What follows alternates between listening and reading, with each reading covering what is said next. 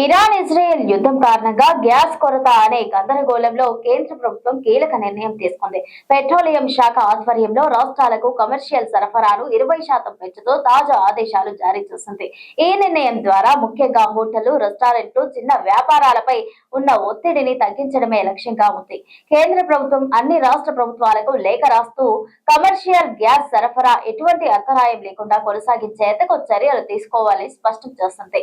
తెలంగాణ సర్కార్ సరికొత్త scheme auto డ్రైవర్లకు ఇక ఇంధన ఖర్చు ఉండదు. ఇరాన్ ఇజ్రాయెల్ యుద్ధం కారణంగా ఎల్పీజీ కొరత అనే గందరగోళంలో కేంద్ర ప్రభుత్వం కీలక నిర్ణయం తీసుకుంది. పెట్రోలియం శాఖ ఆధ్వర్యంలో రాష్ట్రాలకు కమర్షియల్ ఎల్పీజీ సరఫరాను 20% పెంచుతూ తాజా ఆదేశాలు జారీ చేసింది.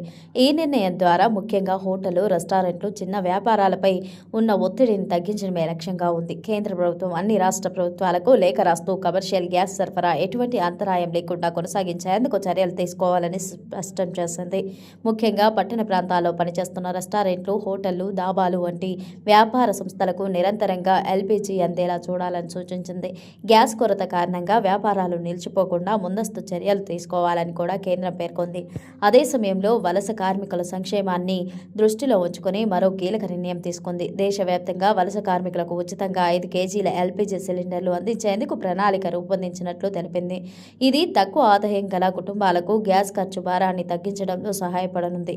ఇటీవల కాలంలో గ్యాస్ వినియోగం పెరుగుతుండడం, సరఫరా గొలుసులో చోటు చేసుకుంటున్న సమస్యలను, అలాగే వ్యాపార రంగం నుంచి వస్తున్న డిమాండ్ పెరగడం వంటి అంశాల నేపథ్యంలో ఈ నిర్ణయం తీసుకున్నట్లు అధికారులు తెలిపారు. సరఫరా పెంపుతో మార్కెట్లో స్థిరత్వం వస్తోందని, ధరలపై ఒత్తిడి తగ్గే అవకాశం ఉందని భావిస్తున్నారు.